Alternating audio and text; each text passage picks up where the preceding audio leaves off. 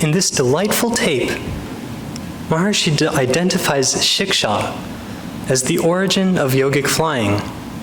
Since first hearing this talk in 2005, Dr. Freund, working with an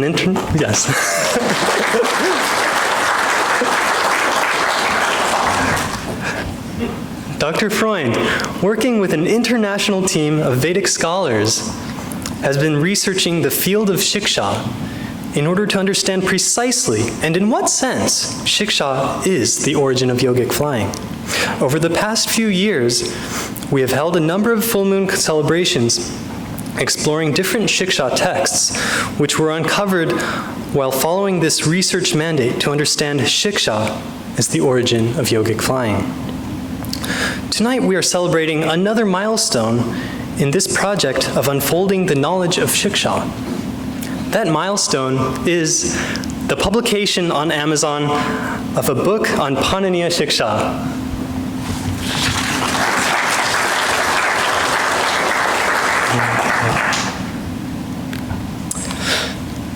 Dr. Freund's research on Paniniya Shiksha includes a description of the origin of Paniniya Shiksha and Panini's cognition of the dance of Shiva, a translation of the 60 verses of Paniniya Shiksha, a detailed investigation of Rajaram's discovery of Paniniya Shiksha in human physiology, a review of the 144 textbooks of the field of Shiksha, and there is a discussion of how the field of Shiksha as a whole is the origin of yogic flying and the fundamental importance of the development of siddhis in Vedic education. In tonight's full moon celebration, we are going to present to you all the results of this research on the origin of yogic flying. And to begin, we will have Panini's life story. Panini was a disciple of Varsha, an ancient grammarian. He was not a great intellect as a student. He was too dull to participate in the discussions and debates about grammar enjoyed by the other disciples of Varsha. The wife of the master advised him to go to the Himalayas to propitiate Lord Shiva. Through his deep meditations and austere practices, he gained the favor of Lord Shiva. Shiva performed for Panini his cosmic dance, the dance of Shiva, and that's what is depicted here. In this dance, although it's not shown here, Shiva carried a damaru drum. Panini saw Shiva beat on the drum 14 times, and each time a different sutra was heard. And these are the 14 Shiva Sutras. On the basis of the Shiva Sutras, Panini wrote the great treatise of the Ashtadhyayi.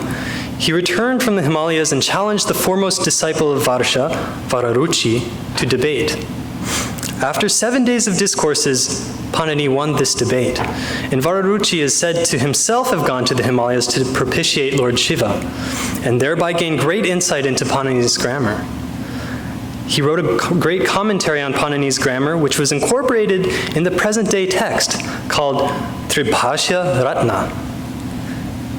And here's a picture of the damaru drum, which Shiva played as part of his great cosmic dance. And to play the damaru drum, one twirls the drum so the balls on the wood on the end of the string strike the drum surface and create a drum beat that reverberates from one side of the drum to another. Panini's contributions to the field of phonology are fivefold. 1. He cognized the 14 Shiva Sutras, which were given to him by Lord Shiva. They were successive drum beats in Shiva's performance of his cosmic dance. 2. He explained the mechanics of development of speech from Atma, the unbounded self within. He was the first phonologist to make this observation that all expression in speech emerges from Atma, from the self. 3. He synthesized Shiksha into a holistic science. All the other Shiksha texts were written to teach pronunciation in one or another of the 4 Vedas. Panini incorporated the teachings of all the ancient Shiksha belonging to all the different Vedas into one all-encompassing science of Shiksha. for he laid the groundwork for an educational system based on gaining perfection through Vedic education. 5, he precisely captured in speech the expressing quality of consciousness, corresponding to the quality of expression in the medial cervical ganglion. And I'd like to emphasize here that expressing is the quality that's correlated with Shiksha by Rajaram. And so here are the Shiva Sutras presented, and these present the Sanskrit alphabet. This is just the alphabet, nothing else. The power of the Shiva Sutras is in the sequence of letters which it presents. So I think it would be kind of fun if we were to all recite it together now. We can go kind of slowly. A, I, Rik, E, I, Ouch, Hayavarat, Lan, Man, Na, Nam, Taban, Kata, Tash, Japa, Ga, Da, Dash, Ka, Pa, Cha, Ta, Ta, Cha, Ta, Tav, Ka, Pai, Sha, Sa, Sar, Hal. And this is how it works. Notice that there are two kinds of letters that make up each sutra. Full letters of the alphabet, and the last letter of each line is a half letter. These are marker letters called anubandhas, and they're not counted as letters of the alphabet. The first sutra ends with the anubandha, ñ. So the letters of the alphabet are a, I, and U only. Now, if you start with any letter of the alphabet and end with the anubandha that occurs after it in sequence, that pair of letters is called a pratyahara sutra and includes all the letters of the alphabet starting with the first letter and continuing on up to the anubandha stop letter. So if we take the most common pratyahara sutra, ach, that means a, I, U, R, E, O, I, and Au. That means all the vowels.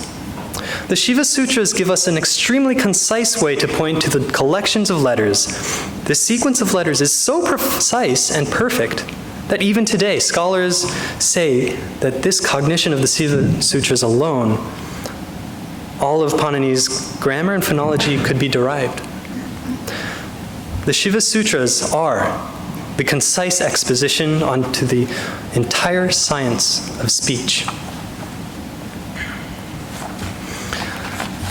Now entering into Dr. Tony Nader's discovery of human physiology as the expression of Ved and Vedic literature, the holistic total knowledge of human physiology can be located in the 10 mandalas of Rig Ved at the very top.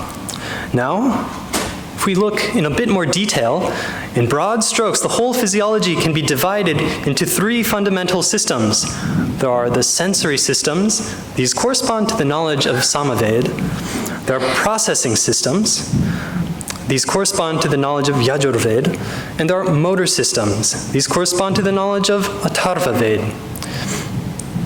And I'd like to emphasize that these 3 categories, you just go straight down the columns on the left, middle, and on the right of this chart. Now, according to Dr. Tony Nader, the 6 limbs of the Ved, the Vedangas, correspond to the autonomic nervous system. The autonomic nervous system is the heart of the nervous system, which is hidden from our ordinary conscious process.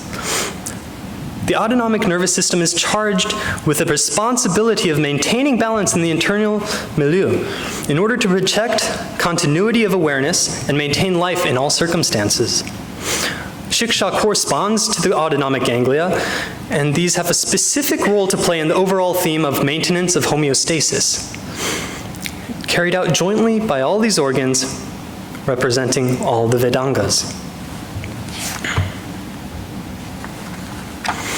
Now there are 36 pairs of autonomic ganglia, and these Dr. Nader correlates with the 36 main textbooks of Shiksha.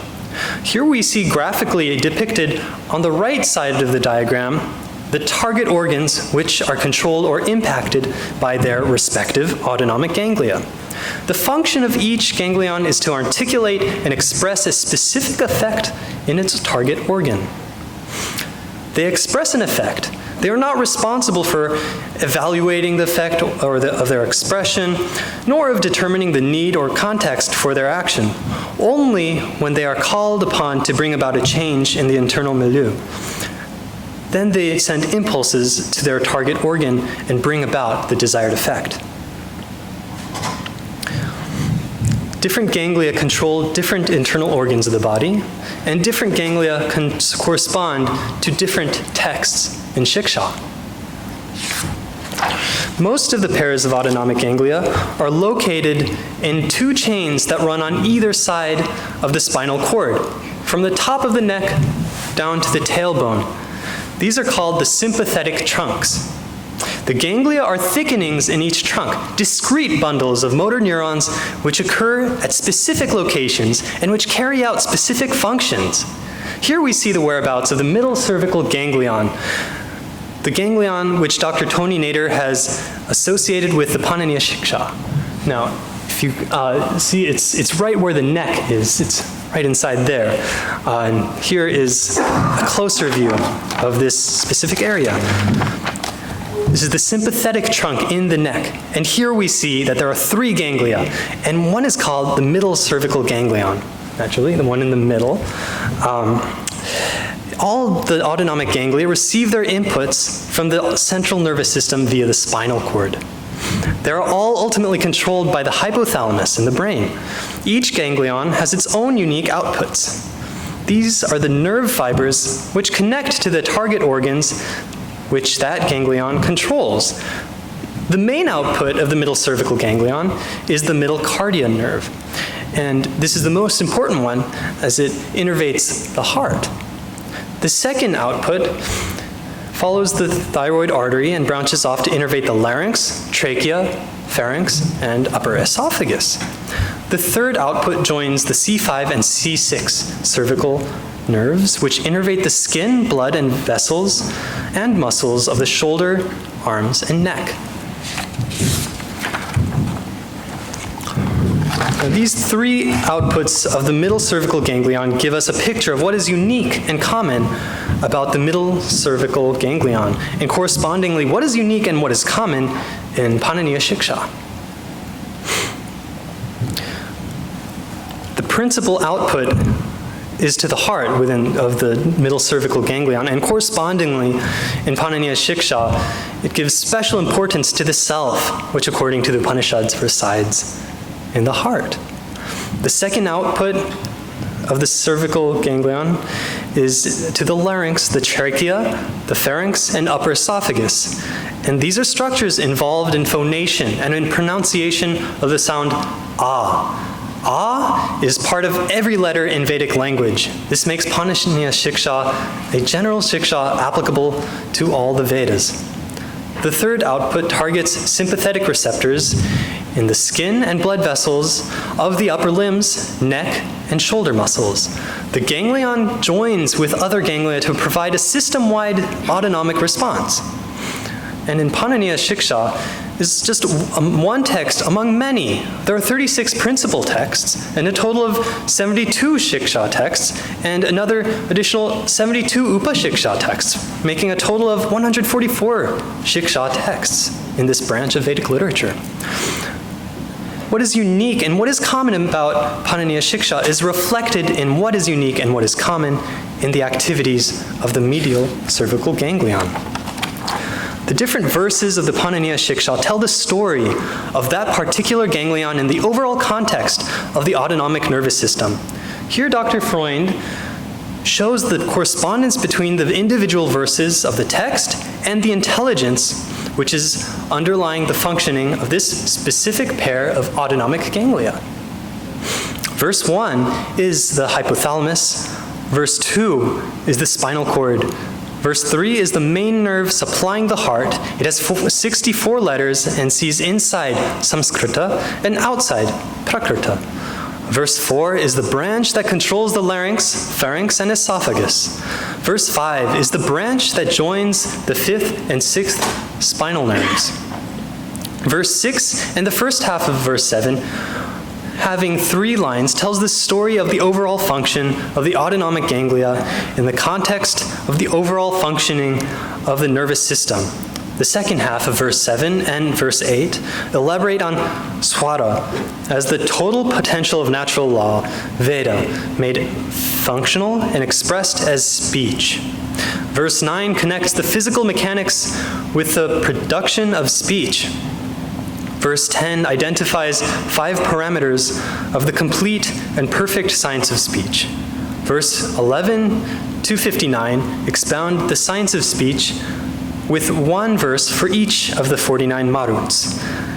And verse 60 connects the perfection of speech back to the starting point in the self-referral being, pure silence of Lord Shiva, describing perfect speech in terms of complete affluence of life in the state of full enlightenment. Now, here I'd like to share verse 6 and the first half of verse 7 as they are considered to be the master verse through which the entire body of Paniniya Shiksha may be understood. The story starts with the self in a state of perfect balance with the intellect. This is the state of pure consciousness, pure wakefulness, samadhi, measured by global alpha EEG coherence. This is a state of singularity where there is only pure wakefulness and there are no objects, no fluctuations in awareness. The self is represented in the cerebral cortex. The intellect is represented by the thalamus. The time it takes for an impulse to travel from the cortex to the thalamus and back along the corticothalamic circuits is exactly the time of 1 alpha wave. Global alpha coherence means that this whole brain is restfully alert. This state of pure transcendence is disturbed by the occurrence of fluctuations in the internal milieu. These fluctuations challenge the bliss of the self and awaken the intellect to take action, to restore the state of perfect balance. Then the mind becomes engaged with the purpose of taking action to restore balance. The mind, symbolized by the moon, is the hypothalamus in the physiology. The hypothalamus is the organ which presides over the autonomic nervous system. The hypothalamus strikes the fire in the body. The fire in the body is the brain stem and spinal cord, which appear like tongues of flame emerging from the head, and which administer the activities of the various organs which restore balance in the physiology. The Agni are the motor neurons in the brainstem and spinal cord, which are directly connected to the motor neurons in the autonomic ganglia. So the mind strikes the motor neurons in the brainstem, and now those motor neurons activate the various autonomic ganglia called the maruts by Panini. From the autonomic ganglia, the impulse travels onto the target organs of the autonomic ganglia. Most of these target organs are located in the chest cavity. Then the impulse creates the desired effect in the target organ. This activity in the target organ gives rise to the activity which restores balance, restores the self. The autonomic ganglia act to express a specific effect, mandated by the hypothalamus. This effect restores balance. These mechanics expand the territory of influence of the self to incorporate fluctuations within its own nature. The result is that transcendental consciousness becomes lively, warmed up, awakened to its own infinite potential. The expansion that takes place through the creation of Swara is the expansion of the power, influence, and stability of the corticothalamic circuits, which originally give rise to the experience of being. These verses not only explain how sound is produced, starting with Atma, but they also describe the sequence of steps by which the silence of unmanifest being flows, and by flowing expands more and more within itself. This is the expansion quality in Shiksha brought to light by this master key verse of the Paniniya Shiksha. Now, let's listen to the pundits recite these verses. Atma buddhya sametyarthan no yungte vivakshaya manah kayagnimayanti saprerayati marutam marutastu rasicharan mantram janayate swaram. Atma buddhya sametyarthan no yungte vivakshaya manah kayagnimayanti saprerayati marutam marutastu rasicharan mantram janayate swaram. Atma buddhya sametyarthan no yungte vivakshaya manah kayagnimayanti saprerayati marutam marutastu rasicharan mantram janayate swaram.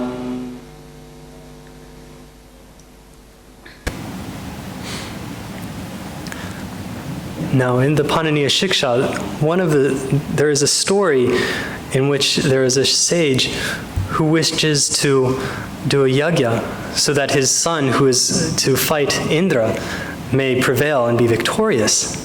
But in doing this yagya, he mispronounces one syllable, just one syllable, which changes the meaning from he who will be victorious over Indra becomes he who will be conquered by Indra. And this is what happens. So this gives us an idea of how delicate this speech is and why Shiksha, the science of phonology, is so important. Panini is only one seer, and there are many seers of Shiksha. There are 36 Shiksha writers, and there are a total of 72 texts called Shiksha, and there are an additional 72 Upashiksha texts, bringing us a total of 144 texts in this branch of Vedic literature. Now, as you can see, the seers are divided into 5 categories corresponding to the different branches of the Ved they belong to. Dr. Tony Nader has connected each group or branch of Shiksha with one of the 5 basic elements of creation according to Maharshi Vedic science. The Rik Ved Shiksha expresses this space element, and they are correlated with those autonomic ganglia which govern the expression of the space element in the body, and these are located in the head and neck area. The Shukla Yajurved Shiksha express the air element, and they are correlated with the ganglia which govern the expression of the air element associated with breathing and distributing oxygen throughout the body. Now, the Krishna Yajurved Shiksha expresses the fire element, and Samaved Shiksha expresses the water element, and the Atharva Ved Shiksha expresses the earth element. All of the different Shiksha put together express all of the 5 elements. These 5 elements comprise all of the organ systems that make up the human body. The knowledge of all the Shiksha gives mastery over all the channels of expression of natural law in creation. The combined value of all the 5 elements put together presents the unified field of natural law. And functioning from that level, from where all the laws of nature are fully unified, gives the ability to command gravity, the top administrator of natural law in the universe. It is this division of Shiksha into the 5 distinct areas which enables Shiksha to unfold all the different channels of natural law and to unfold the unified field of all the laws of nature, where all these 5 separate channels are fully unified. Now, Dr. John Hagelin has shown how the 5 elements in Maharishi Vedic science correspond to the 5 spin types and quantum field theory. This suggests that the division of Shiksha into different categories corresponding to the 5 elements is the key to unfolding the full power of unified field-based technologies of consciousness. Yogic flying, and indeed all the siddhis, have their basis in this innate ability of the human nervous system to express impulses of natural law in these 5 discrete channels, and to express the unified field of total natural law in the unified function of all these disparate channels. The autonomic nervous system and the autonomic ganglia in particular, with their division into 5 categories, express all 5 of the basic elements in creation and give a picture of how the performance of yogic flying is completely natural.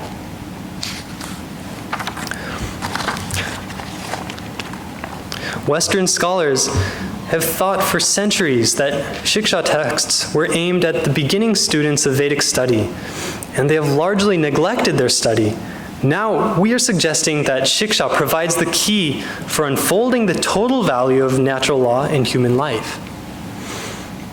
These are the same texts, and they do the fundamentals, and they do teach the fundamentals of Vedic recitation. The letters of the alphabet, their duration, their pitch, phonation, and so forth.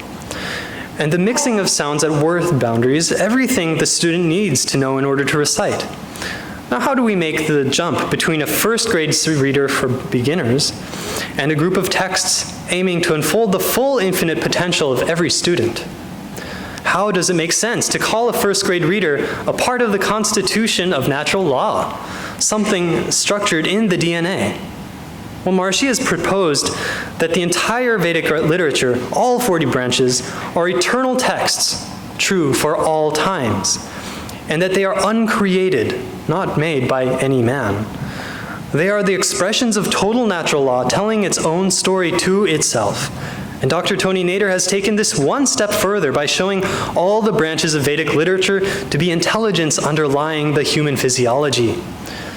If the Shiksha texts in general and Paniniya Shiksha texts here specifically as an example are impulses of natural law at the basis of creation and are not man-made, then they must be put together in a very special and perfect way. Dr. Freund has made a brief commentary on each verse in Paniniya Shiksha, showing that each verse is completely opposite and complementary to the verse situated opposite when all the verses are arranged in a circle or mandala structure, as you see shown here. He has also shown that one of the basic tenets of Maharishi's Aparushaya Bhasha, the uncreated commentary of the Veda, holds true, that each verse is a commentary on the previous verse. To put together 60 verses with such mathematical precision that they will fulfill this demand to be opposite and complementary, as well as being a natural commentary on the previous verse, is more than could be done by a human intellect. So this is one layer of authentication of the Nitya and Aparushaya nature of Paniniya Shiksha. This makes it plausible and comprehensible that Paniniya Shiksha is an expression of natural law, at the basis of the whole creation, part of the eternal constitution of the universe, and not a man-made textbook. Here we have verses 1 and 31, the starting point of the first half, the descriptive half of the mandala, and the starting point of the second half, the prescriptive half of the mandala. The one exhibits fullness of fullness, the other exhibits the quality of fullness of emptiness, starting to grow toward the fullness of total enlightenment. The first verse is totally abstract, and the 31st verse is fully prescriptive, very practical.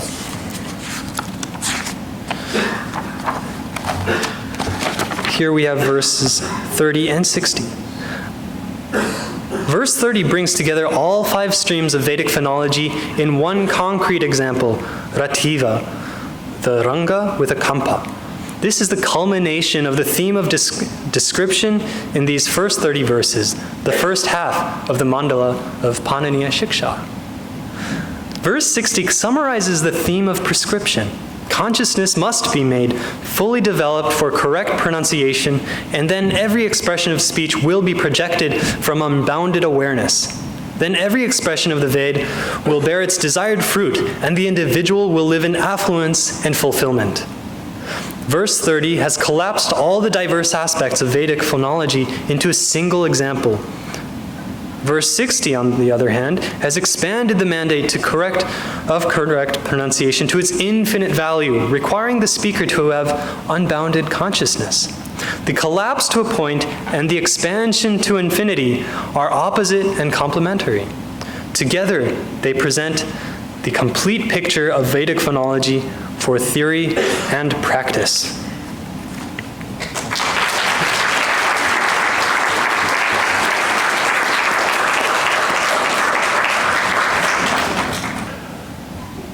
Sai has given a summary of the main themes of our work on Paniniya Shiksha. Now, we're going to shift gears and move from the area of intellectual understanding of Sanskrit phonology to the field of direct experience. Shiksha has a very vital role to play in the awakening of experience. When Maharshi described the origin of yogic flying as the quality of expansion in self-referral consciousness, he was talking about experience. Expansion of self-referral consciousness takes place within pure consciousness. It is like a seed that is planted in the ground, and it takes in moisture from the environment, and it begins to swell. This swelling of the seed is expansion taking place within itself, within its own nature. The seed has not yet sprouted. It has only become warmed up, ready to sprout. This is the expansion of self-referral consciousness. Maharshi tells us that consciousness is a lively field of all possibilities, and he's talked of our daily program in the domes as research on consciousness as a field of all possibilities. In the very early days of our experience of the Transcendental Meditation program, the experience of pure consciousness may be very hazy, unclear, and unfamiliar. We may know that there was some gap in the experience, but we're not quite sure if it was the transcendent. With more experience, we begin to recognize the transcendental field of pure consciousness as a field of unbounded silence deep within the mind.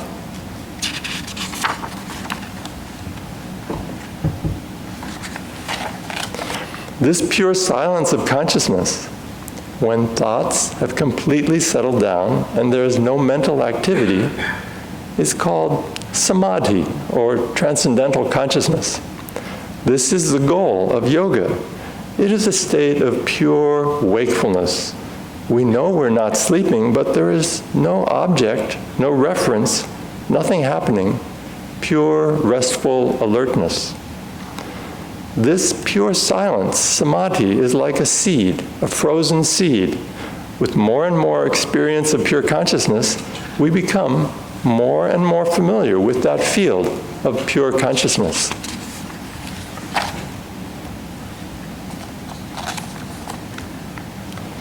Becoming more and more familiar with pure consciousness means regular practice of transcendental meditation and practice of the advanced techniques of transcendental meditation and practice of the TM City program, where one learns to function from unbounded awareness, and yogic flying, where one harnesses the power of consciousness to lift the body into the air. With all these practices, over a period of weeks, months, and years, all the stresses in the physiology get released, and that experience of samadhi, transcendental consciousness, is enlivened more and more. And as samadhi is enlivened more and more, it begins to swell within itself. All the different qualities that are present in the universe are there present in the unmanifest pure consciousness, as Maharishi said in the tape this evening. But in the early days of practice, we don't experience this yet. As consciousness becomes more and more awakened, more familiar, consciousness gets warmed up. It becomes aware of its own all possibilities, structure within itself. Intelligence, becoming aware of its own existence, its own point value, becomes intelligent and starts to play the role of creative intelligence. This is the quality of expansion. Intelligence becomes creative intelligence. It becomes vibrant, warmed up. The first step in the warming up of consciousness to its own all possibilities structure is the creation of swara. This is what Maharishi calls the experience of ah. We learn ah in kindergarten or first grade, but if we could be taught to experience ah, to actually be ah, then in that budding experience of expansion into the field of speech, we would become masters of total natural law, masters of the universe. Here is one of the experiences from the Invincible America Assembly published in the Book of Experiences, which describes the direct experience of ah, the experience of becoming ah. The silence grew stronger and stronger. I could hear it. It was the sound ah. When I heard ah, I became it, and no individuality remained. This sound seemed to be very ancient and eternal. The Invincible America pioneer here said, "This experience gave me a profound glimpse into the reality that I am the universe, I am totality."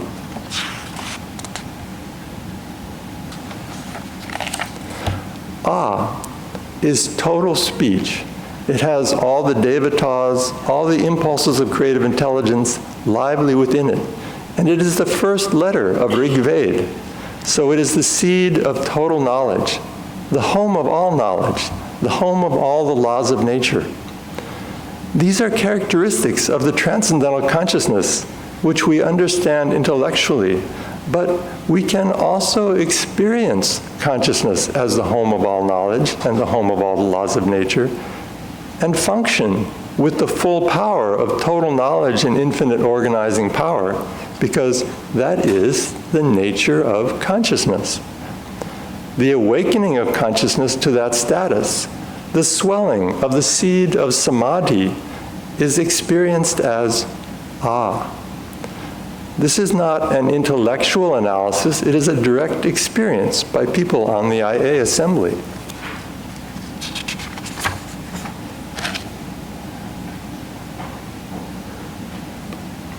Pure consciousness getting warmed up, being experienced as ah, is a process of expansion of consciousness. Consciousness expanding within itself, swelling up with infinite possibilities. Silence swelling up with the potential for dynamism, the potential for expression. This expansion of the self is called the reverberation of the self. Reverberation is contained in the sound ra in Sanskrit. And the word for the self in Sanskrit is swa. So the warmed up self, the reverberating self, is called swara. Panini's description of the emergence of letters, swaras, from the unbounded self is a description of the process of expansion of the self. The silent self begins to reverberate, begins to be dynamic.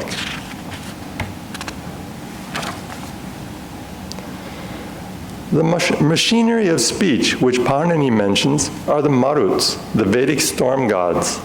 And these are the autonomic ganglia that activate all the different organs in the physiology. By activating the internal organs, they put the entire physiology in motion, stirring the physiology to function in support of the mind, in support of the inner self. Dr. Tony Nader has classified the autonomic ganglia according to the function of the organs that they govern. They are divided according to the 5 elements.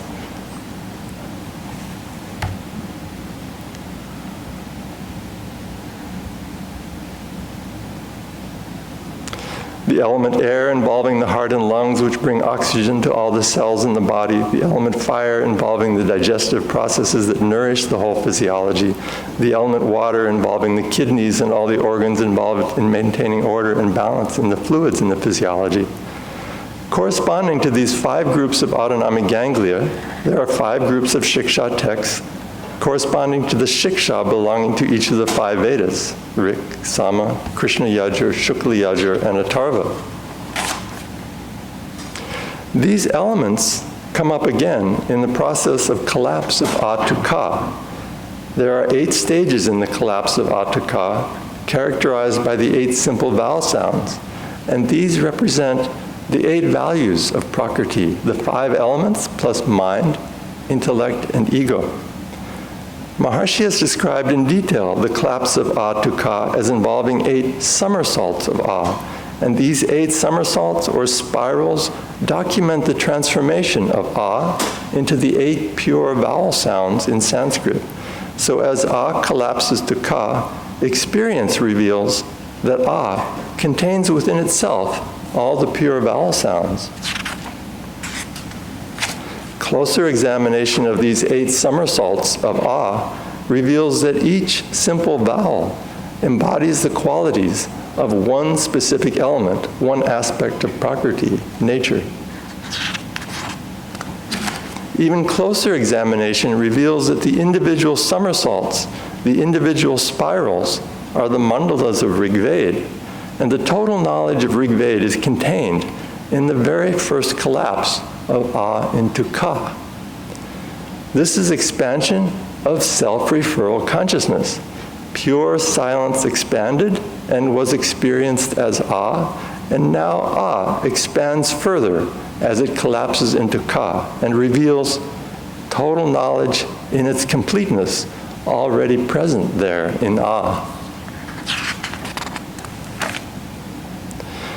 Maharshi often quotes this line from the Tulsidas Ramayana, describing how Ram gained total knowledge in a short time. This is the program of Vedic education. In Vedic education, one doesn't learn concept after concept and fact after fact. One realizes total knowledge within one's own self. And this is accomplished in a very short time. We only really need to learn one letter. But we need to learn it very, very thoroughly and own it completely in all its detail. A is total knowledge. The experience of A is the source and goal of Vedic education. The different Shiksha texts awaken self-referral consciousness in terms of the different elements, the different values of Prakriti. In this way, consciousness is awakened to all the values of matter that are already contained within itself, within its own nature. The inclusion of each element of the physiology within the scope of the self-referral consciousness means that the self is expanding into the territory of each element within the physiology. That means each element is self. When each element is self, then spontaneously any desire springing from the self will be completely and instantly fulfilled because there is no resistance within the wholeness of the self. This is the origin of yogic flying. The 5 elements in the body are the different fibers of the expanded, pure self-referral consciousness. And the formula of yogic flying instructs those channels of the physiology how to behave in order to be in conformance with the desires of the mind. Then, by mere intention to fly, the body lifts up off the ground. What are being used in order to make yogic flying possible is this specific channel of mind-body coordination. The channel of mind-body coordination which Panini describes in the formation of swara. The channel of mind-body coordination is this axis connecting the cerebral cortex, the thalamus, the hypothalamus, the spinal cord, and the command centers along the spine, the autonomic ganglia, which control all the 5 elements in the physiology. They are all connected together in one grand self-referral, one unified field of pure wakefulness. This is the channel for the creation of speech, and this is the channel of mind-body coordination where yogic flying becomes possible. This channel of mind-body coordination is a component of self-referral consciousness. That must be emphasized over and over. In speech and in yogic flying, there is the expansion of the coherence of samadhi, transcendental consciousness. In the absence of the experience of unbounded awareness, then these autonomic ganglia function out of sight, maintaining balance in the internal milieu, but without any interaction or participation in conscious processes. In conclusion, we see from the level of physiology, from the level of phonology, and from the level of experience what it really means to be a human being. Every child is born with the sound ah. Ah. Within the ability to speak is contained the ability to fly. We merely add the Vedic technologies of consciousness, which we practice here in the Golden Domes, and then the full, infinite potential latent within every human being on this planet can be fully enlivened. And every human being on this planet can live in complete affluence and bliss, heaven on earth. Vedic education plus human potential.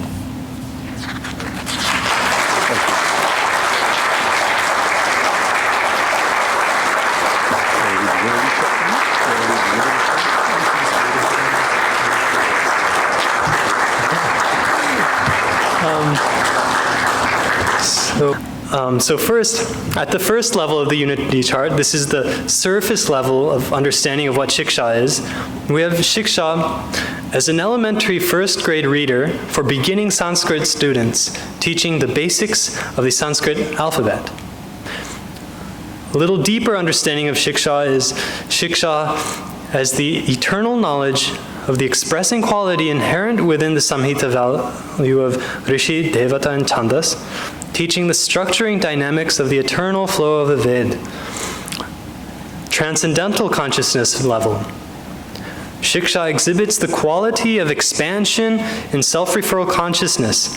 It provides the detailed knowledge of how unmanifest pure intelligence expands within itself to become creative intelligence.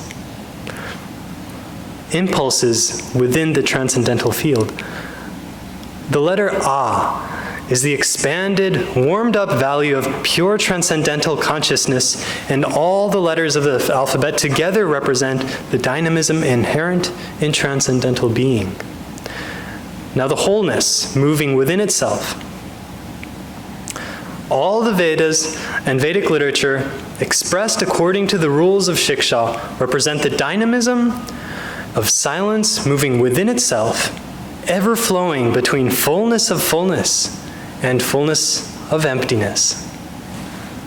Thank you very much. You